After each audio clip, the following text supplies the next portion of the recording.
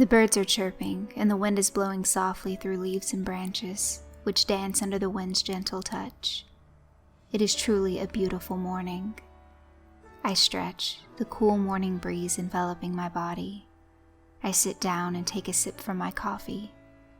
Coming back to my village for holidays is turning out to be a magnificent idea. I haven't been here for more than a year, but it is nice being back to the place I used to spend my childhood summers, playing my days away with my brother. Just thinking about those times makes me nostalgic. The house itself feels like a vault of memories. Originally, it was a simple shed-like building with only 2 rooms to accommodate my grandfather and his 6 brothers. But during his first years of marriage, my grandpa worked hard to renovate the place. The old building was turned into a storeroom, and a large 2-story house was built for my grandparents and their 2 children. A little garden was built too. A series of all sorts of flowers and plants adorned either sides of the stone pavement that circled around the house. From blood-red roses to lush green bushes, the garden had it all. But in my eyes, the crown jewel was the giant oak tree that stood in front of the house door, like a silent guardian. With its broad trunk and thick branches, it hugged the side of the house, casting its vast shadow upon its surrounding. All that is now gone. For the past years, the garden has been abandoned. The flowers haven't been watered in years. The pavement is dirty and cracked, and the once lively garden is now withered and dead. But the saddest part of the garden is the oak. Once it stood proud and tall, but now it is weak and moldered, bare of its leaves and deprived of its beauty. But even in its derelict state, the garden still inspires calmness and warmth in my heart. I finish my coffee and I get up, taking a deep breath. I start going down the stairs when I hear a rattling sound coming from inside the house. It is probably the wind and nothing more.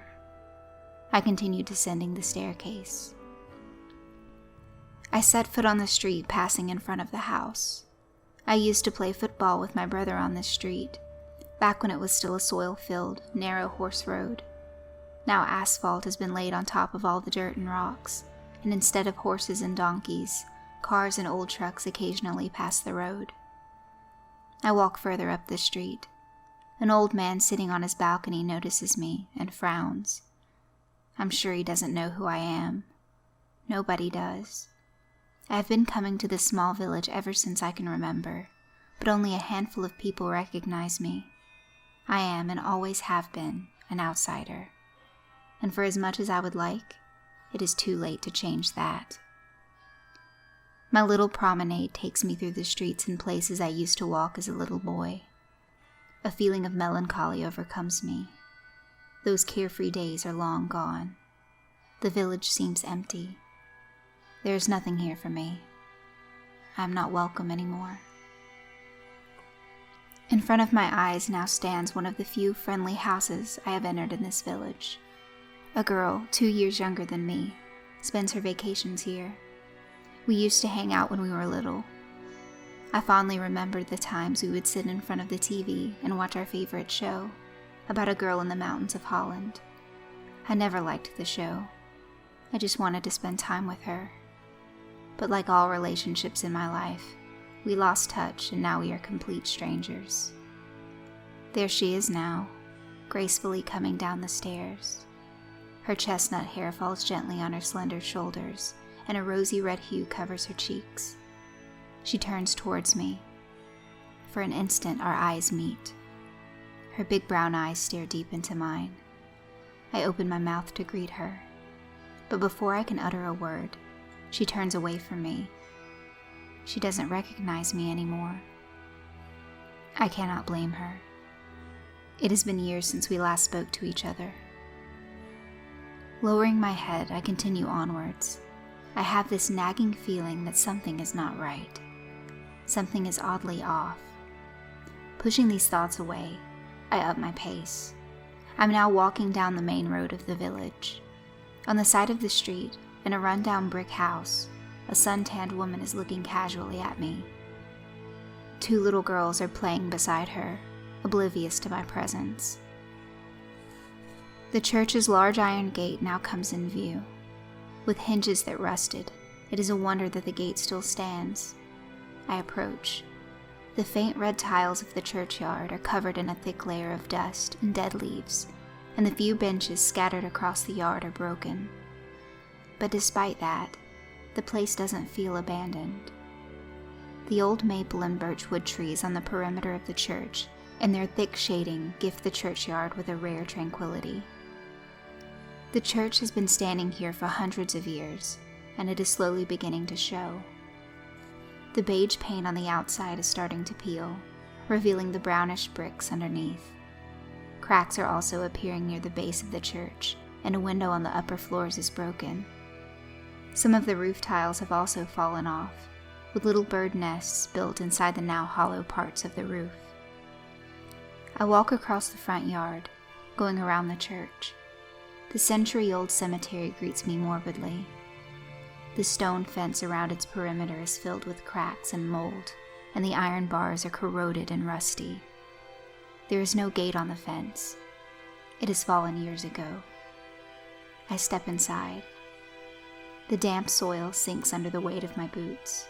The foul smell of decay hits my nostrils. The atmosphere feels heavier here. It presses on my chest, invoking a feeling of unease deep inside my heart. Taking a deep breath, I continue forward. I have come here for a reason. I head towards the middle of the cemetery. I can't help but admire the intricate artwork of the graves. Most are made from white stainless marble, with delicately carved patterns on the sides. The gravestones are cut from white, smooth stone, with markings giving information about the deceased. Flowers and candles, many melted, decorate the graves. I now stand on top of my family's resting place.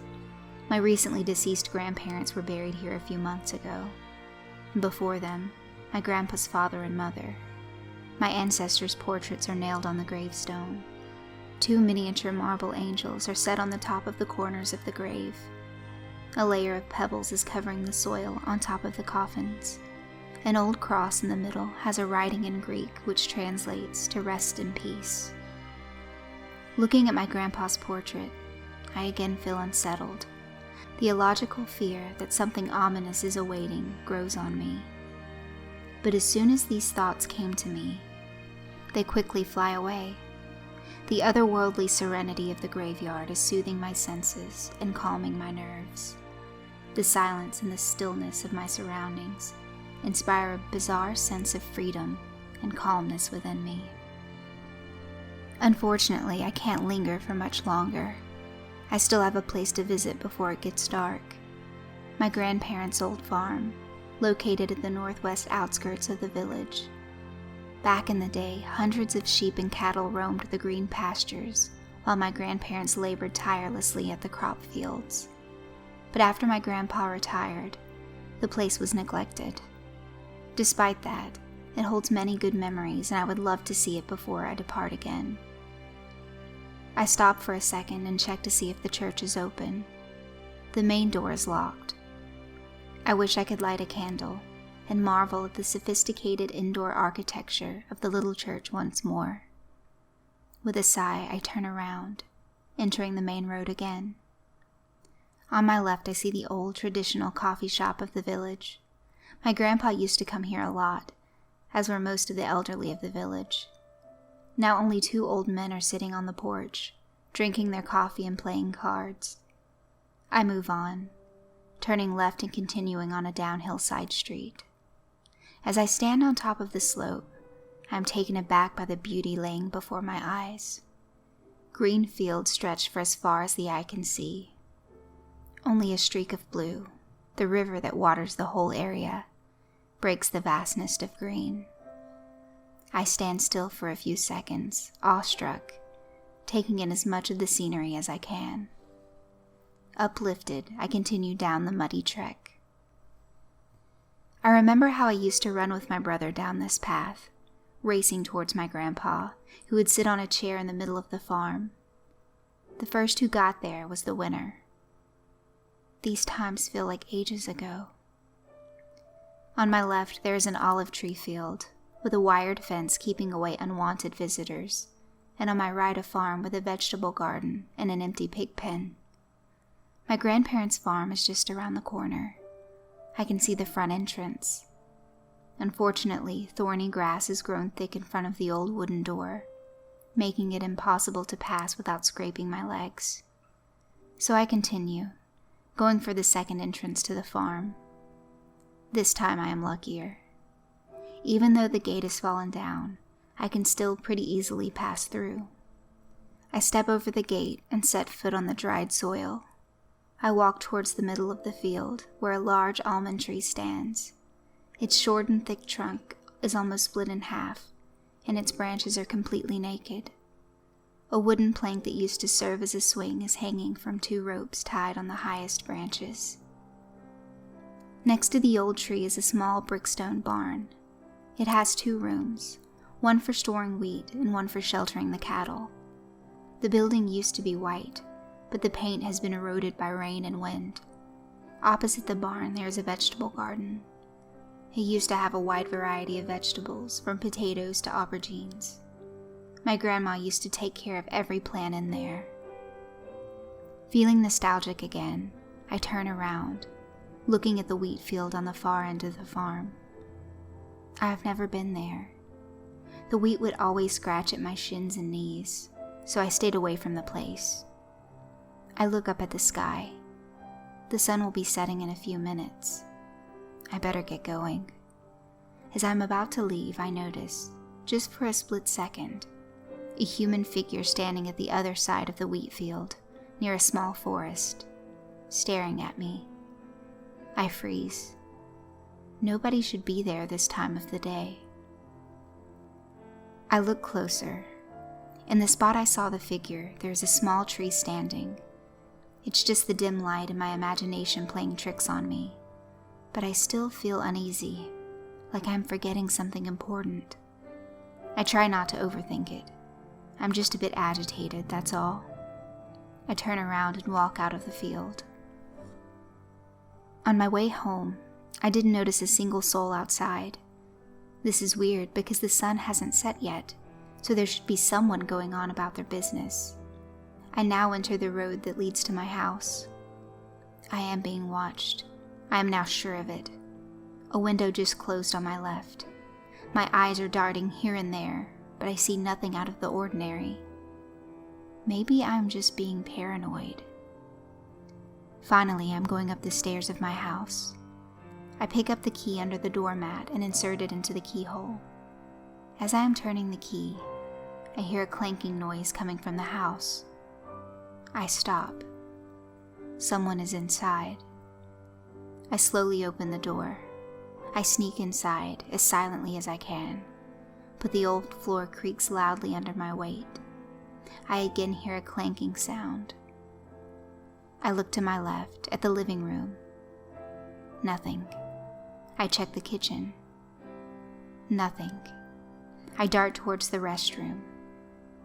Nothing. I notice that the door to my grandparents' bedroom is closed. I approach carefully. I push the door open, the old hinges squeaking.